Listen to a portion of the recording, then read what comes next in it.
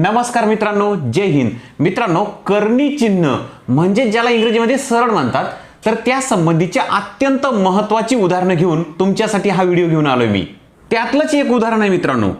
करणी चिन्हामध्ये 32 अधिक करणी चिन्हामध्ये 48 छेदामध्ये करणी चिन्हामध्ये 8 अधिक करणी चिन्हात 12 बरोबर किती असा प्रश्न विचारला तर मित्रांनो, मुद्दाम मी तुमच्यासाठी अशी उदाहरणं घेऊन आलोय की जी उदाहरणं पाहिल्यानंतर आपल्याला ही उदाहरणं कशी सोडवायची लवकर लक्षात येत नाही. तर मित्रांनो, ही आणि अजून काही अशी 4-5 उदाहरणं मी तुम्हाला एकदम व्यवस्थितपणे समजावून देणार आहे.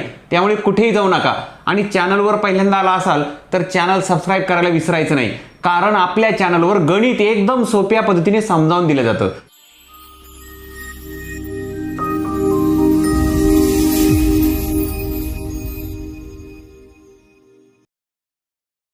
ज्याही वेळी मित्रांनो तुम्हाला असं उदाहरण येईल त्यावेळेस आपल्या एक गोष्ट तर लक्षात येते, 32चं वर्गमूळ काढता येत नाही आपल्याला, 48चं काढता येत नाही, 8चं काढता येत नाही, 12चंही काढता येत नाही, म्हणजे त्या पूर्ण वर्ग संख्या नाही. उदाहरणार्थ, करणी चिन्हामध्ये जर 25 असते तर तुम्ही 25चं वर्गमूळ काढून उत्तर 5 केलं असतं. असं जर इथं करता आलं असतं तर आपल्याला हे सोडवणं जास्त सोपं झालं असतं, परंतु इथं तसं नाही. म्हणून मित्रांनो, हे उदाहरण सोडवताना काय करायचं, थोडक्यात करणी चिन्हातल्या संख्यांवर क्रिया कशा करायच्या, इथं एक महत्त्वाचं बेसिक आहे मित्रांनो. ते बेसिक पहिल्यांदा समजून घ्या. एकदा हे बेसिक लक्षात आलं ना तर पुढची बहुतेक उदाहरणं तुमच्या सहज लक्षात येतील. तर चला पहिल्यांदा इथं लक्षात घेऊ की इथं करणी चिन्हामध्ये 32 आहे. हे जे करणी चिन्हामध्ये 32 आहे ह्याचं रूपांतर आपण काय करू शकतो, तर सर्वात पहिल्यांदा तुमच्या लक्षात यावं म्हणून मी याचे मूळ अवयव पाडून दाखवतो. 2 ने भाग जातो बघा, 16 उत्तर येईल. बे 16 32, पुन्हा 2 ने भाग जातो, बे 8 16, पुन्हा 2 ने भाग जातो, बे चौक 8, पुन्हा 2 ने भाग जातो, बे दुने 4 आणि याला बे एके बे. अशा पद्धतीने याचे मूळ अवयव पाडल्यानंतर तुमच्या लक्षात येईल बघा, बे दुने 4, 4 दुने 8, 8 दुने 16 आणि हे 2 म्हणजे 16 गुणिले 2 32 उत्तर येतंय.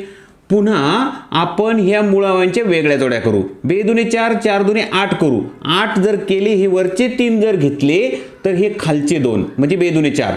8 गुणिले 4, 8 चौक सुद्धा 32 होतील. तसंच 4 8 सुद्धा 32 होतील आणि 32 गुणिले 1 म्हणजे सुद्धा 32 होईल. अशा पद्धतीने तुम्ही ह्या मूळ अवयवांच्या जोड्या तयार करून तुम्ही त्याचं गुणाकार रूप मांडलं की तुम्हाला 32 उत्तर मिळतं.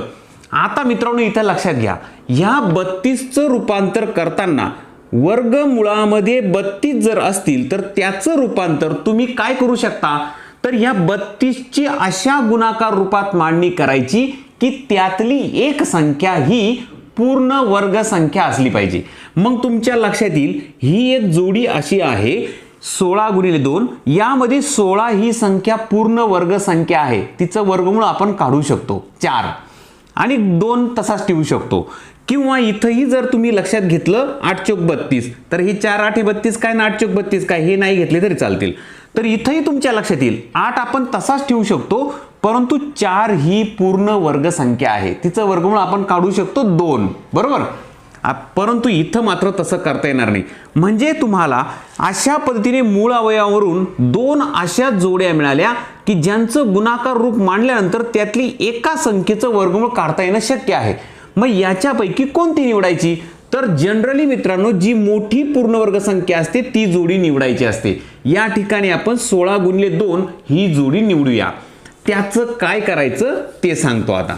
बघा, वर्गमुळामध्ये 32 म्हणजेच करणी चिन्हामध्ये 32 असतील तर आपण आत्ताच जोडी शोधली ती म्हणजे 16 गुणिले 2. ते तुम्ही असे मांडू शकता. आता 32च्या ऐवजी असं मांडलं तरी चालेल. याच्या पुढची पायरी काय, तर हे जे 16 आहे ह्याचं वर्गमूळ काढून ते बाहेर काढू शकता. म्हणजे वर्गमुळाच्या बाहेर निघतील की नाही ते. तर ह्या 16ला काट मारूया आपण, त्याचं वर्गमूळ काढलं 4, ते करणी चिन्हाच्या बाहेर लिहू आणि करणी चिन्हामध्ये 2 तसेच राहिले.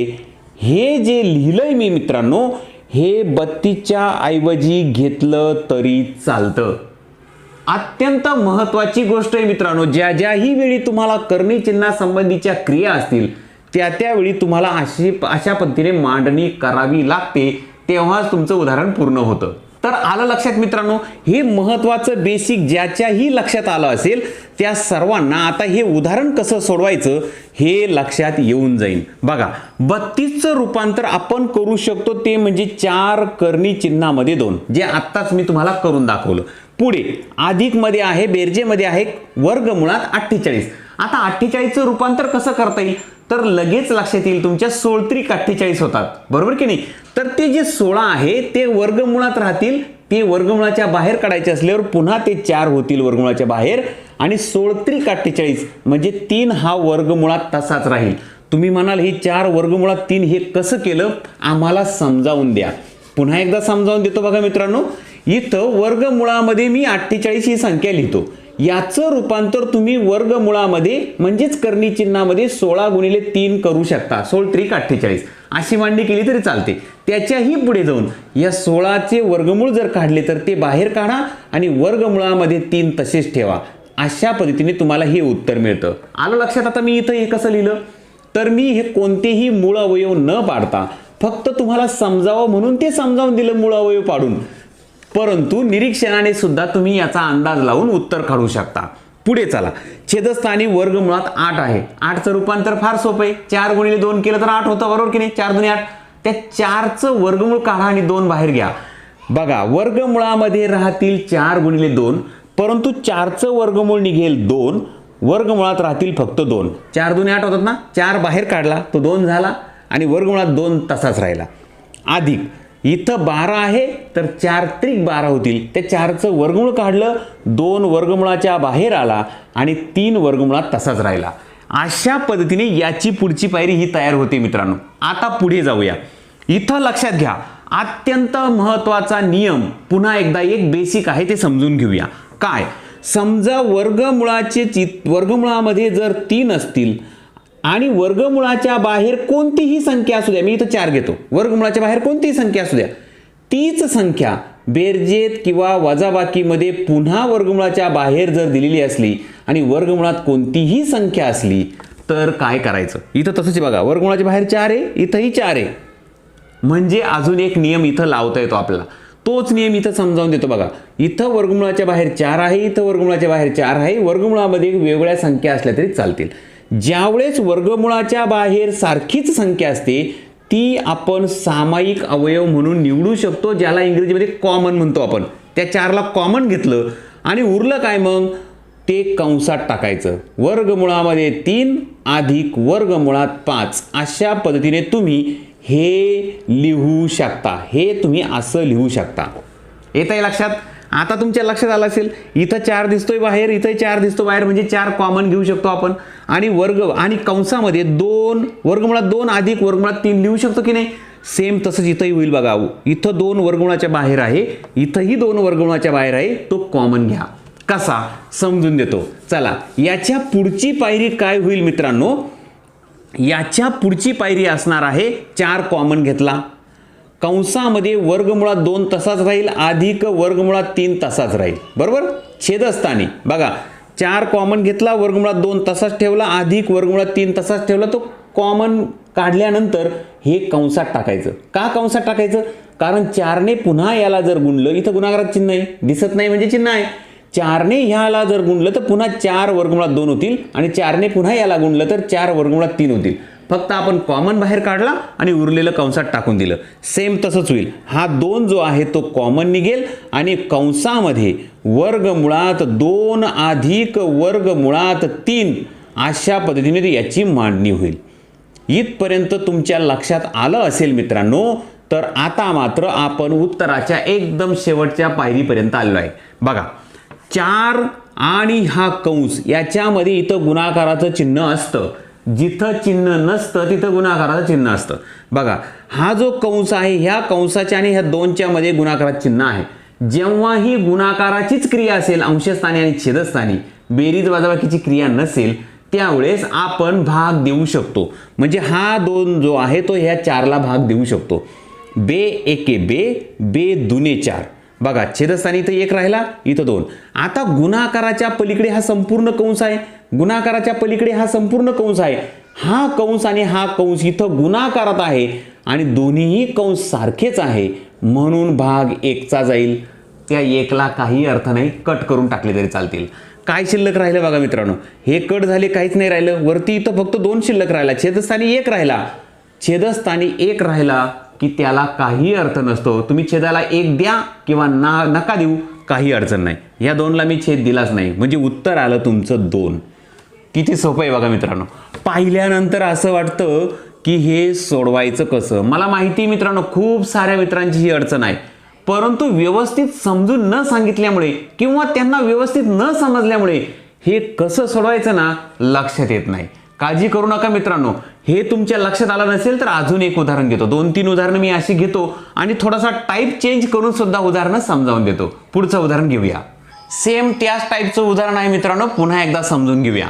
कसं बघा, वर्गमुळात 24 आहे ना, लक्षात आलं पाहिजे तुमच्या की वर्गमुळात 24 आहे. याचा अर्थ तुम्ही ते 4 गुणिले 6 असं लिहू शकता. 6 चौक 24. तुम्ही म्हणाल 12 दुने 24 का नको, कारण याच्यामध्ये एकही पूर्णवर्ग संख्या नाही. याचं वर्गमूळ काढू शकत नाही 12चं किंवा 2चं. पण इथं 4 आणि 6 जर घेतला तर 4चं वर्गमूळ 2 तुम्ही बाहेर काढू शकता. म्हणजे 24च्या ऐवजी 2 हे वर्गमुळाच्या बाहेर काढले आणि 6 जर वर्गमुळात ठेवले तर 24चं रूपांतर तुम्ही असं करू शकता, काही अडचण नाही. अधिक पुढे आले 216. आता 216चं मात्र तुम्हाला मनातल्या मनात करताना अडचण येईल. अशा वेळी काय करायचं मित्रांनो, तुम्हाला मी सांगितलंय एखादी संख्या अशीही येऊ शकते की तिचे मूळ अवयव पाडावा लागू शकतात. तर 216चे मूळ अवयव पाडून घ्या. 216चे मूळ अवयव पाडताना कोणती तरी एक संख्या अशी निवडा की तिने त्या 216ला भाग जातो. ती सम आहे म्हणून पहिल्यांदा 2नेच भाग द्या.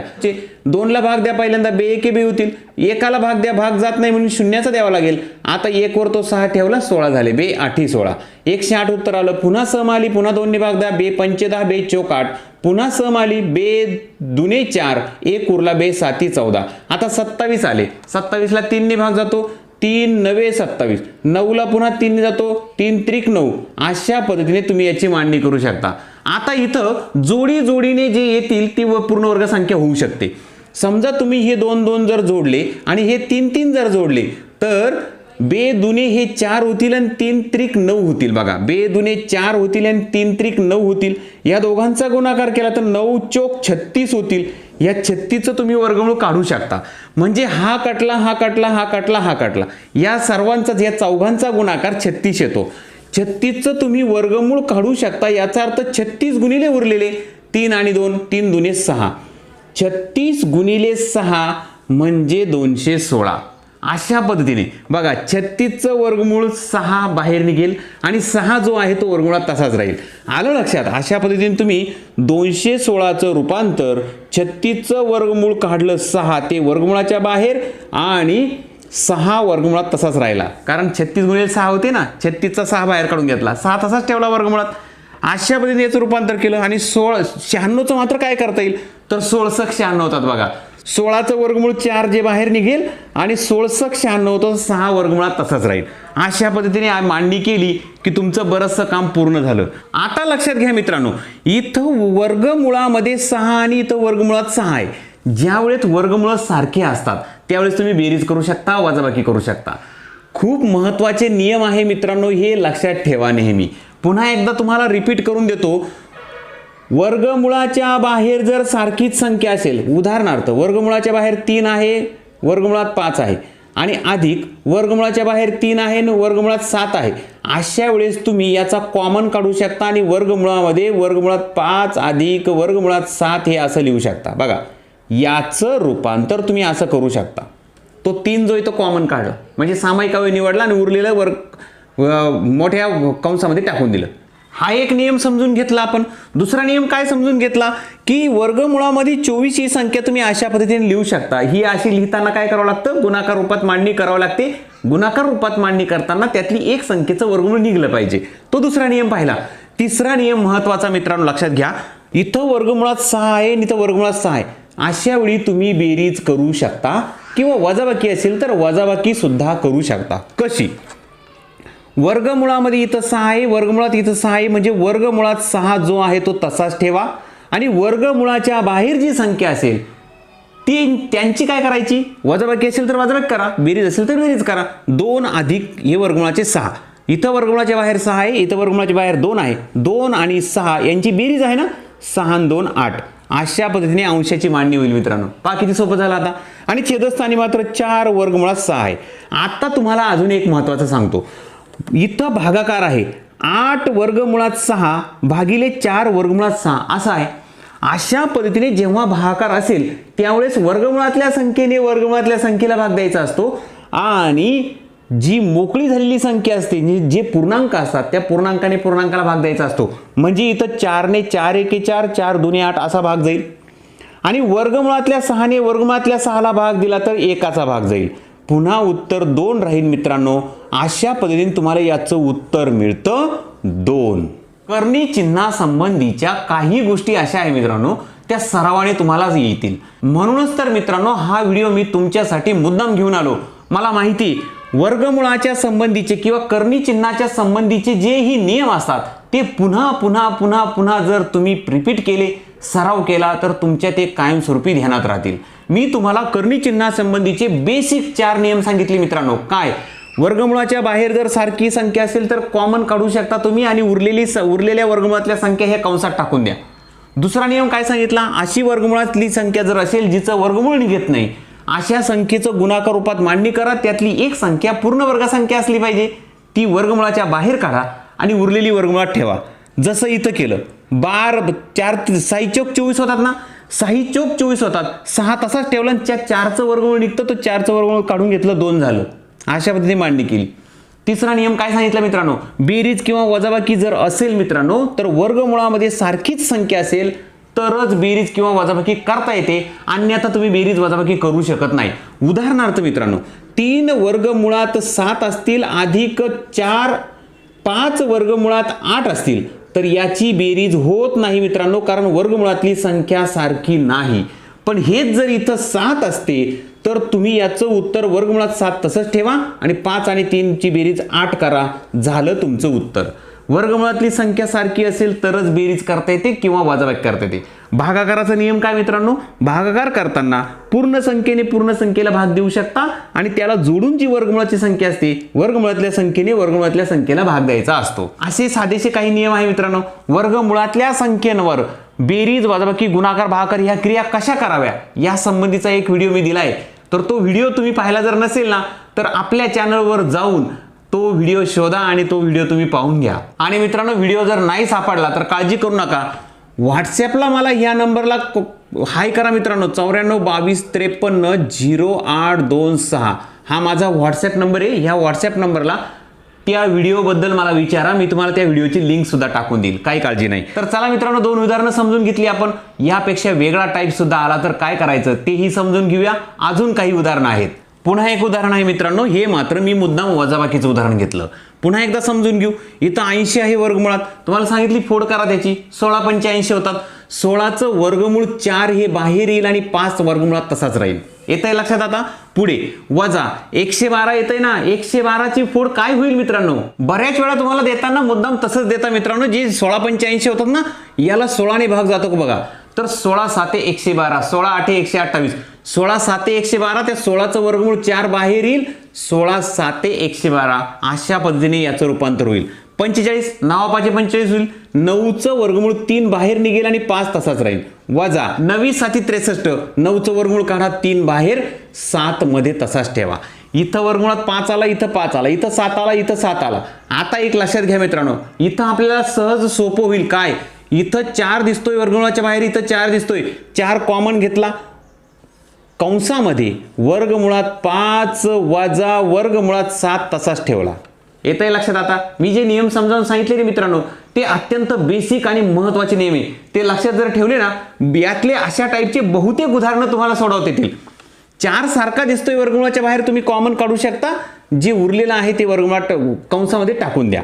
पुढे इथं बघा 3 दिसतोय, इथं 3 दिसतोय, वर्गमुळाच्या बाहेरची संख्या सारखी असेल तर ती कॉमन घ्या आणि वर्गमुळामध्ये उरलेलं टाकून द्या. कंसामध्ये उरलेलं जे आहे ते टाकून द्या. कंसामध्ये वर्गमुळात 5 वजा वर्गमुळात 7 हे टाकून दिलं. हे 2 कंस सारखे दिसतात, त्याला काट मारा, कारण इथं गुणाकारात चिन्ह आहे. मी तुम्हाला सांगितलं गुणाकाराची क्रिया जर असेल तर तुम्ही काट मारू शकता, भाग देऊ शकता. संपूर्ण कंसाला कसा भाग दिला? मग इथं मध्ये वजाबाकी चिन्ह आहे, संपूर्ण कंस हा गुणाकारात आहे. म्हणून संपूर्ण कंसाला भाग देता येऊ शकतो. आता इथं शिल्लक काय राहिलं तर 4/3. आता 4/3 हे शिल्लक राहिले, याला भाग देता येणार नाही मित्रांनो, म्हणून हेच झालं तुमचं उत्तर. अशा पद्धतीने चला पुढचंही उदाहरण आहे, यापेक्षा वेगळ्या टाईपचं आहे. ते कसं सोडवायचं त्याचं बेसिक तर समजावून सांगणारच मित्रांनो मी, पण त्याची ट्रिक सुद्धा सांगणार आहे. तुम्हाला माहिती मित्रांनो, आपल्या चॅनलवर मी जेव्हाही तुमच्यासाठी व्हिडिओ घेऊन येतो त्या प्रत्येक वेळेस बेसिक तर समजावून सांगतोच, त्यासोबत ट्रिक सुद्धा देतो. तुम्हाला बेसिकही माहीत असलं पाहिजे आणि ट्रिकही माहीत असली पाहिजे. पुढचं सुद्धा उदाहरण महत्त्वाचं आहे मित्रांनो, समजून घेऊया. तर चला मित्रांनो, हे एक उदाहरण आहे, जे उदाहरण खूप साऱ्या परीक्षांमध्ये विचारल्या जातं, म्हणूनच मित्रांनो हे समजावून देण्यासाठी तुमच्या समोर आणलंय. या टाईपचं उदाहरण आलं तर मग मात्र तुम्ही काळजी करायची नाही, कारण आजच्या नंतर हे उदाहरण तुम्ही कधीही चुकणार नाही. बघा मित्रांनो, इथं जर थोडंसं लक्ष दिलं तर तुमच्या लक्षात येईल, पद सारखीच आहे. इथं 2 आहे, इथं वर्गमुळात 3 आहे, इथंही 2 आहे, वर्गमुळात 3 आहे. फक्त बेरीज आणि वजाबाकी हाच काय तो फरक दिसतोय तुम्हाला. त्याचं उत्तर सुद्धा तुम्हाला इथं अशा पद्धतीने दिलंय, परंतु हे उत्तर देताना असं दिलं की त्यामध्ये काही बैजिक राशी आहे, त्यातल्या बी ची किंमत तुम्हाला इथं विचारली. आता बी ची किंमत कशी काढायची? सर्वात पहिल्यांदा आपल्याला हे जे दिसतंय हे सोडवणार आहोत आपण. हे सोडवल्याशिवाय त्याची किंमत मिळणार नाही. बघा सोडवायचं कसं. हे सोडवताना मित्रांनो लक्षात घ्या, 2 अधिक वर्गमुळात 3 दिसताय आणि इथं 2 वजा वर्गमुळात 3 दिसताय. सारखीच पद अंश आणि छेदाला दिसताय ना, अशा वेळी काय करायचं मित्रांनो, अशा वेळी लक्षात ठेवा, छेदाचं परिमेयीकरण करावं लागतं, छेदाचं रॅशनलायझेशन करावं लागतं. म्हणजे छेदामध्ये जे वर्गमुळात 3 दिसता याचं वर्गमूळ काढायचा असतो. याचं वर्गमूळ जर काढलं तर छेदस्थानी वर्गमूळ नसलेल्या संख्या येतील आणि मग मात्र ते तुम्हाला सोडवायला सोपं जाईल. छेदामध्ये वर्गमूळ जर असलं तर मग मात्र तुम्हाला याचं उत्तर काढायला अडचण होऊन जाते, म्हणून त्याचं परिमेयीकरण करावं लागतं. तुम्ही म्हणाल सर हे परिमेयीकरण म्हणजे काय भानगड आहे? आता परिमेयीकरण कसं करायचं बघा, इथं 2 दिसतोय, इथं वर्गमुळात 3 दिसतोय ना. तुम्ही परिमेयीकरण करताना एक लक्षात घ्या, तुम्हाला परिमेयीकरण करताना इथं कोणत्या तरी एका संख्येने गुणावं लागतं. महत्वाचा नियम लक्षात घ्या मित्रांनो, फार महत्वाचा आहे, म्हणून थोडंसं हळूवार घेतो, व्यवस्थित सांगतो म्हणजे तुमच्या लक्षात राहील. बघा छेदाचं परिमेयीकरण करायचं, पहिल्यांदा लक्षात घ्या. परिमेयीकरण करताना काय करायचं तर ही जी कंसामध्ये संख्या दिसते ह्या संख्येला इथं कोणत्या तरी एका संख्येने गुणायचं असतं. ती संख्या कशी शोधायची सांगतो मित्रांनो. इथं कोणत्या तरी एका संख्येने गुणायचं असतं, पण तुम्हाला पुढचा नियम माहिती, छेदाला तुम्ही एखाद्या संख्येने जर गुणलं तर त्या संख्येने लगेच अंशाला सुद्धा गुणावं लागतं, तरच या अपूर्णांकाची किंमत सारखी राहील, स्थिर राहील, ज्याला आपण सममूल्य अपूर्णांक म्हणतो. म्हणजे 7/5 याची किंमत जर स्थिर ठेवायची असली आणि याला जर तुम्हाला 2 ने गुणायचं असलं तर छेदाला सुद्धा 2 ने गुणावं लागेल. इथं 14 7 दुने 14 आणि 5 दुने 10. आता याची किंमत आणि याची किंमत सारखीच आहे मित्रांनो, हे सममूल्य अपूर्णांक आहे. नियम काय, छेदाला किंवा अंशाला तुम्ही ज्या संख्येने गुणणार त्याच संख्येने उरलेला अंश किंवा उरलेल्या छेदाला सुद्धा गुणावं लागतं. हा महत्वाचा नियम लक्षात घ्या. मग आता प्रश्न महत्वाचा काय, परिमेयीकरण करताना ह्याला कितीने गुणायचं? हे फार सोपं आहे मित्रांनो. छेदाचं परिमेयीकरण करायचं असलं की छेदामध्ये ज्या संख्या दिसताना त्या तशाच मांडून घ्या मित्रांनो, फार सोपं आहे. याचं परिमेयीकरण करायचं जर असेल म्हणजे छेदाचं परिमेयीकरण करायचं असताना हे जे पद दिसत आहे 2 आणि वर्गमुळात 3 ते तसेच मांडून घ्या. फक्त इथं वजा असेल तर इथं बेरीज करा, इथं बेरीज असली तर इथं वजा करा. समजतंय आता? आता बघा परिमेयीकरण करण्यासाठी कोणत्या संख्येने गुणायचं हे लक्षात आलं. हा एक कंस आणि हा एक कंस, मध्ये गुणाकारात चिन्ह, म्हणजे ह्या कंसाने आपण गुणतोय. आता ह्या कंसाने गुणतोय, ह्या कंसाने गुणतोय म्हणजे हा जो कंस आहे ह्याच सेम कंसाने तुम्हाला अंशाला सुद्धा गुणावं लागेल, तरच तुमच्या अपूर्णांकाची किंमत सेम राहील, इक्विव्हॅलंट राहील, म्हणजेच त्याला सममूल्य अपूर्णांक म्हणतो आपण. हे झालं मित्रांनो छेदाचं परिमेयीकरण. अशा पद्धतीने गुणलं की तुमचं छेदाचं परिमेयीकरण पूर्ण होईल. आता मित्रांनो ही मांडणी झाली, पुढे काय करायचं? पुढे काही करू नका मित्रांनो. इथं तुम्ही 2 ला जर ए म्हणले आणि वर्गमुळात 3 ला जर तुम्ही बी म्हणले, ती इथं ए वजा बी दिसतोय आणि इथं ए अधिक बी दिसतोय. 2 ला ए म्हणतोय, वर्गमुळात 3 ला बी म्हणतोय. इथं ह्या कंसात ए वजा बी दिसतोय, इथं ए अधिक बी दिसतोय. तुम्हाला माहिती याचा विस्तार काय होणार आहे तर ए वर्ग वजा बी वर्ग असा होणार आहे. म्हणजे ए वर्ग वजा बी वर्ग अशी याची मांडणी पुढे आपण मांडू शकतो. म्हणजे एचा वर्ग करा आणि बीचा वर्ग करा, मध्ये वजाबाकी चिन्ह टाका. मग तुम्ही ए कशाला म्हणताय? ए 2 ला म्हणता. बी कशाला म्हणता, वर्गमुळात 3ला म्हणता. दोघांचा वर्ग करा आणि दोघांची वजाबाकीमध्ये मांडून टाका त्यांना.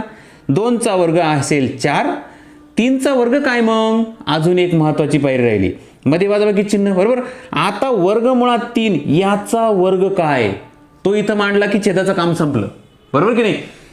वर्गमुळामध्ये एखादी संख्या असेल आणि तिचाही वर्ग असेल तर त्यावेळेस वर्गमुळाचं चिन्हही काढून टाकायचं आणि वर्ग हे सुद्धा काढून टाकायचं. उरतील फक्त 3. याचा वर्ग म्हणजे असणार आहे फक्त 3. वर्गमुळात एखादी संख्या असली आणि तिचा जर वर्ग करायचा असला तर तुम्ही वर्गमुळातली संख्या फक्त बाहेर काढून घ्यायची वर्गमुळाच्या, बस झाला तिचा वर्ग. आलं लक्षात.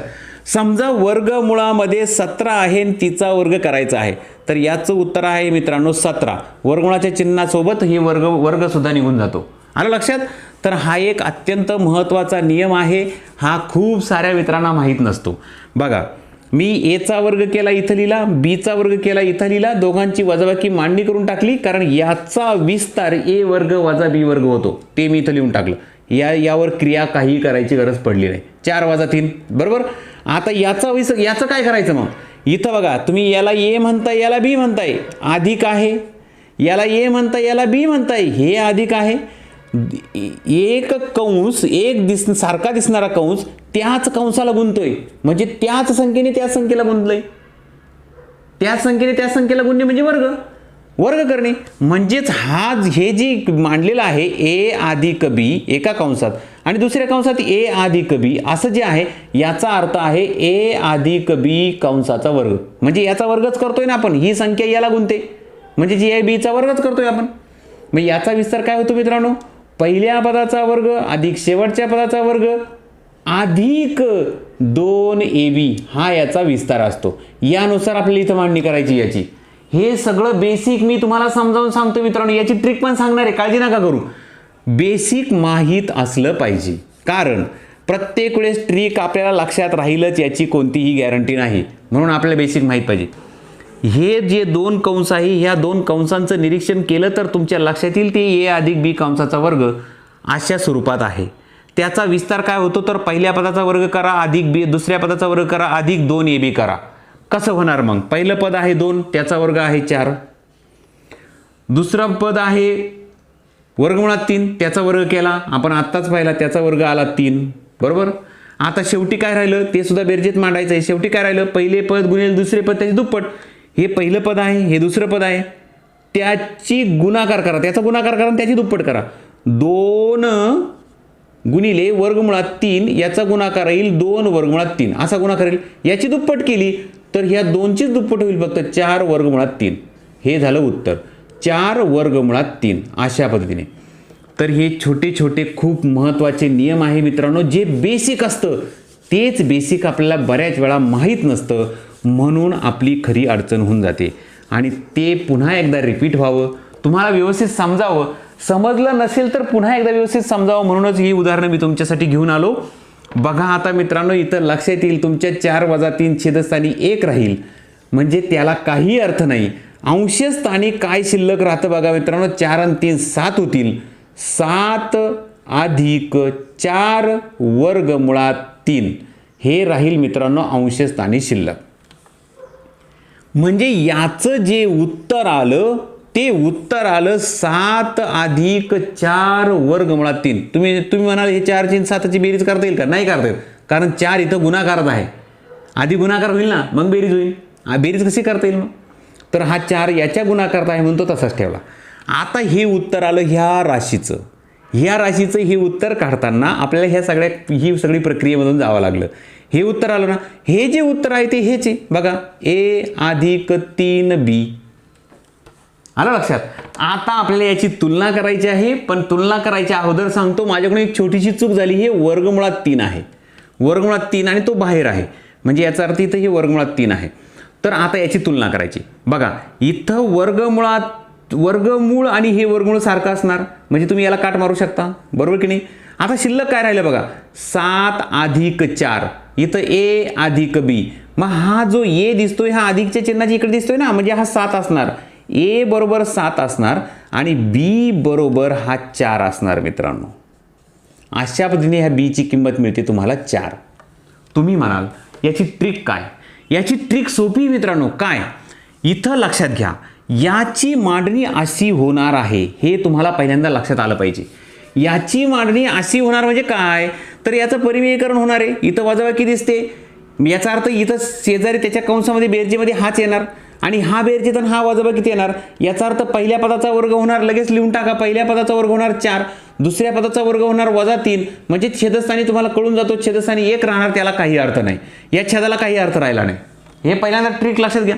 दुसरं काय? तर इथं हा एक कंस आहे, सेम असाच एक दुसरा असणार, कारण इथं वजा येतं, इथं बेरजेतला घेणार म्हणून इथंही बेरजेतला असणार. बेरजेतला आणि बेरजेतला म्हणजे दोघांचा वर्ग होणार. मग त्याचा विस्तार कसा असतो? तर पहिल्या पदाचा वर्ग होतो 4, दुसऱ्या पदाचा वर्ग होतो 3 आणि नंतर पहिले पद होईल, दुसरे पद दुप्पट होते, मग 2ची दुप्पट 4 होईल आणि वर्गमुळात 3 तसाच राहील. हेच उत्तर असणार मित्रांनो. 4 आणि 3 ची बेरीज तुम्ही करू शकता, कारण इथं हा 4 इकडे गुणाकार तो त्याची बेरीज इकडे नाही करता येत, म्हणून 4 आणि 3 7 होतील, अधिक 4 वर्गमुळात 3 झालं मित्रांनो उत्तर. आणि याची तुलना याच्याशी केली की तुम्हाला एची ही किंमत मिळेल, बीची ही किंमत मिळेल, अशा पद्धतीने. तर ही सोपी ट्रिक आहे मित्रांनो. पण सराव असला तर सरावासाठी पुन्हा एक उदाहरण घेणार आहे मित्रांनो मी, ज्याने तुमचा व्यवस्थित सराव होईल, ट्रिकही तुमच्या लक्षात येईल, छेदाचं परिमेयीकरण कसं करतात ना तेही तुमच्या लक्षात येईल. पुन्हा एकदा लक्षात घ्या मित्रांनो, इथं छेदांची अंशाची जी पदं दिसत आहे ती सारखी दिसत आहे. एक वजाबाकी ते की बेरजेत आहे, परिमेयीकरण करावं लागेल. परिमेयीकरण करताना तुमच्या लक्षात येईल, हे जर कंसात टाकले, आता डायरेक्ट ट्रिककडे जातो बघा, हे जर कंसात टाकले तर हे बेरजेत आहे, हे सेम पद इकडे दुसऱ्या कंसात येतील. हे बेरजेत आहे म्हणून इकडे वजाबाकीत असणार, बरोबर की नाही? हे बेरजेत आहे म्हणून इकडे वजाबाकीत असणार, हे बेरजेत असणार, दुसरा कंस वजाबाकीत असणार, म्हणजेच ए वर्ग वजा बी वर्ग होणार. ए वर्ग, याला ए म्हणतात तुम्ही, याला बी म्हणणार. मग एचा वर्ग करा, 10 वर्गमुळात 10चा वर्ग केला तर त्याचं उत्तर 10 येईल, वर्गमुळात 6चा वर्ग केला तर त्याचं उत्तर 6 येईल. म्हणजे छेदस्थानी फक्त 10 वजा 6 होणार मित्रांनो. येतंय लक्षात? नाही लक्षात आलं ना, मागचं उदाहरण पुन्हा एकदा चेक करा, व्यवस्थित सराव करा त्याचा, तुमच्या लगेच लक्षात येईल. याची किंमत 10 वजा 6 येणार, म्हणजेच त्याच्या ही पुढे जाऊन छेदस्थानी फक्त 4 राहणार. 10 वजा 6 4, छेदाचं काम संपलं. अंशस्थानी काय होईल मित्रांनो? इथं बेरजेत होता, इथं वजाबाकीत असणार. हा वजाबाकीत जो होता तो जसा तसा वजाबाकीत असणार वरती, इथंही वजाबाकीत आणि इथंही वजाबाकीत, म्हणजे ए वजा बी कंसाचा वर्ग अशा पद्धतीने याचा विस्तार असणार. याचा विस्तार काय होतो मित्रांनो? एचा वर्ग अधिक बीचा वर्ग वजा 2ab असा होतो, बरोबर? वजाबाकीत असेल तर वजा 2ab होतो, बेरजेत असेल तर बेरीज 2ab होतो, अशा पद्धतीने. मग एचा वर्ग तुम्हाला मी आत्ताच सांगितलं किती 10, बीचा वर्ग किती 6 आणि शेवटची वजाबाकी असणार 2ab. आता याच्याशी गुणाकार करायचा आहे बघा, वर्गमुळात 10 गुणिले वर्गमुळात 6 हे करा, मग त्याची दुप्पट करा. 2ab ना, आधी ab करा, a गुणिले b करा, मग त्याची दुप्पट करा. मी तुम्हाला सांगितलं बेरीज आणि वजाबाकी करताना वर्गमुळातल्या संख्या सारख्या पाहिजे, पण गुणाकार करताना वर्गमुळातली संख्या सारखी नसली तरी चालते, त्यांचा डायरेक्ट गुणाकार करायचा. 10 सक 60 होतात, वर्गमुळात 60 हे उत्तर येईल. म्हणून इथंच. आणि त्याची दुप्पट कशी करायची? तर याची दुप्पट करताना इथं बाहेर 1 आहे, याची दुप्पट करताना बाहेर 1 आहे, इथं बाहेर काहीच दिसत नाही म्हणजे 1 आहे, याची दुप्पट 2 होणार, म्हणून याचं 2 वर्गमुळात 60 असं उत्तर असणार. आता बघा मित्रांनो, 10 आणि 6 16 होतात, वजा 2 वर्गमुळात 60, छेदस्थानी 4 आहे, तो छेदस्थानी जो 4 आहे तो असा इथं लिहितो. इथं अजून एक महत्त्वाचा, अत्यंत महत्त्वाचा नियम आपल्याला समजून घ्यायचा आहे करणी चिन्हासंबंधीचा. छेदाचा जो 4 आहे तो एकटाच आहे, वरती मात्र 2 वेगवेगळी पदं आहे बघा. इथं 16 आहे आणि इथं वजाबाकीमध्ये 2 वर्गमुळात 60 आहे. छेदाची संख्या अंशाच्या दोनही पदांना भाग देते हे लक्षात घ्या.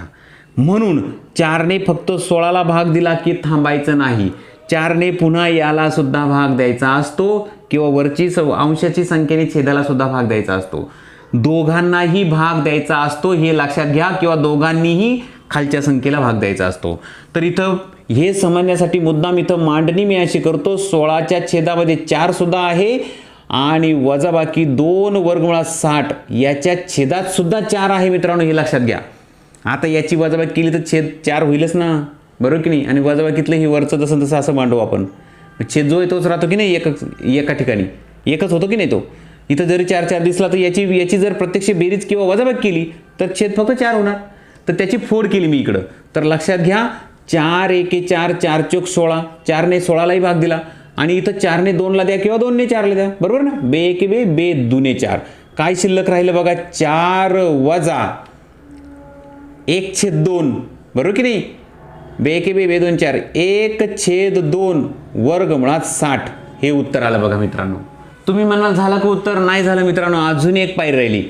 4 वजा 1/2 इथं हे जे 60 आहे ते 15 गुणिले 4 करू शकतो आपण. त्या 4 हा जो 4 आहे तो बाहेर काढू. तो इथं गुणाकारात असणार तो 2 होणार आणि वर्गमुळात 15 तसेच राहणार. इथं हे गुणाकारात आहे ना मग हे 15 चोक 60 होतात. 4 बाहेर काढला 4चं वर्गमूळ केलं आणि ते बाहेर काढलं ते 2 राहील आणि 15 तसेच. मग आता हे 1/2 गुणिले 2 बघा 4 वजा 1/2 गुणिले 2 काय होईल 2ने 2ला भाग जातो इथं राहील फक्त 1 आणि वर्गमुळात 15. अशा पद्धतीने हे उत्तर मिळालं. हे उत्तर आणि याची तुलना करा आता. x अधिक वर्गमुळात 15y बघा वर्गमुळात 15 आणि वर्गमुळात 15 काय पहिल्यांदा बाजूला काढू ते सारखेच असणार. आता हा जो x असणार तो कोण असणार मित्रांनो तो आहे 4. आता इथं अधिक y परंतु इथं मात्र वजा 1 आलं. एक लक्षात घ्या मित्रांनो इथं जरी बेरजेत दिलं पण प्रत्यक्षामध्ये 4 वजा 1 जे आहे ते तुम्ही 4 अधिक कंसात वजा 1 असे मांडू शकता की नाही. मग 4ला तुम्ही जर इथं x म्हणताय तर yला तुम्हाला वजा 1 म्हणावं लागेल ऋण 1 म्हणून y ची किंमत असणार ऋण 1. अशा पद्धतीने मित्रांनो तुम्हाला याचं उत्तर मिळतं. खूप वेळ खाऊ उदाहरण होतं मित्रांनो. सरावाने तुम्हाला काही अडचण येणार नाही. परंतु हे उदाहरणं जे असतात हेच खरे स्कोरिंगची उदाहरणं असतात मित्रांनो. याच टाईपचे जे उदाहरणं असतात मित्रांनो हेच खरे तुम्हाला मेरिटमध्ये आणणारे असतात. त्यामुळे अशा उदाहरणांचा तुमचा सराव असू द्या मित्रांनो. ही उदाहरणांचा जितका जास्त सराव होईल तितकं पटपट तुम्हाला हे समजेल मित्रांनो. हे तुम्हाला समजावून सांगण्यासाठी मला वेळ लागतोय परंतु तुम्हाला जर एकदा व्यवस्थित समजलं तर मग मात्र अडचण येणार नाही. इथं पुन्हा एकदा लक्षात घे मित्रांनो इथं 4 वजा 1 वर्गमुळात 15 होते परंतु इथं मात्र बेरजेत दिलं तर तुम्ही 4 वजा 1 वर्गमुळात 15 याची पुन्हा एकदा मी मांडणी करून दाखवतो बघा. तुम्ही त्याची मांडणी अशीही करू शकता. 4 वजा 1 वर्गमुळात 15 याच्यावेळी तुम्ही असे मांडू शकता 4 अधिक वजा 1 ऋण 1 वर्गमुळात 15 याची मांडणी अशी करू शकता की नाही.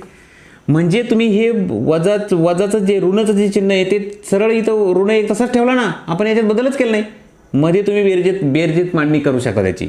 मग 4ची किंमत असणार x हे वर्गमुळात 15 जे आहे ते इथं दिसत आहे. मग उरला ऋण 1 तो असणार y. अशा पद्धतीने.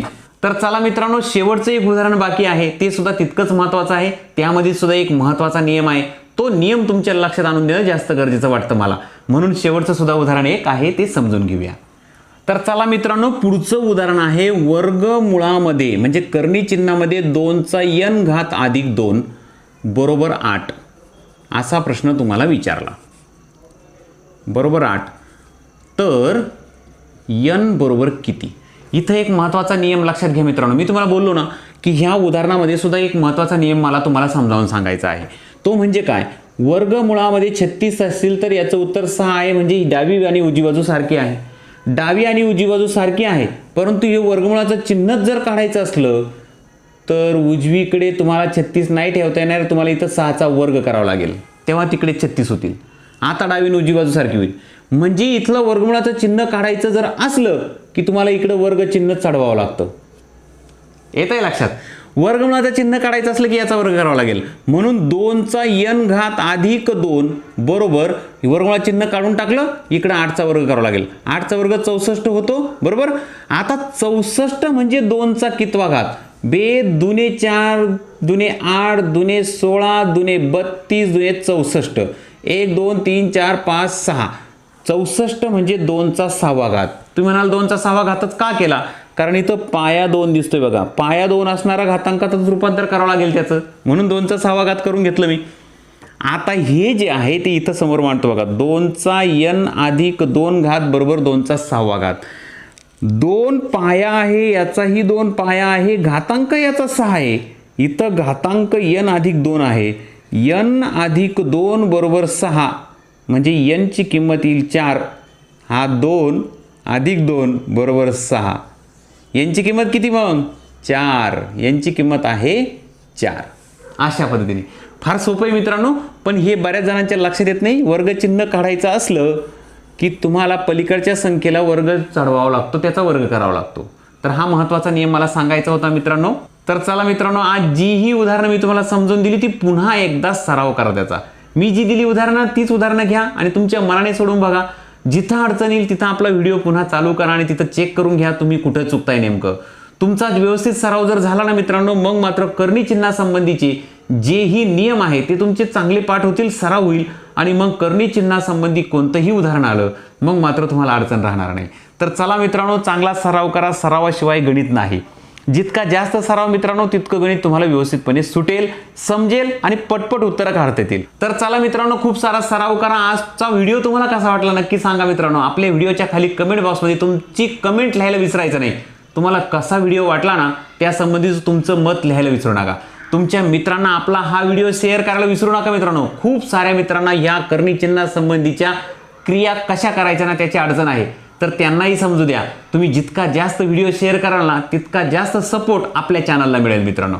आपल्या चॅनलला सपोर्ट होण्यासाठी लाईक, शेअर आणि सबस्क्राईब करायला अजिबात विसरायचं नाही मित्रांनो. तुम्ही सराव करा. तुमचा सराव होईपर्यंत मित्रांनो एक असाच महत्त्वाचा व्हिडिओ घेऊन लवकरच तुम्हाला भेटायला येईल. तोपर्यंत बाय बाय. जय हिंद.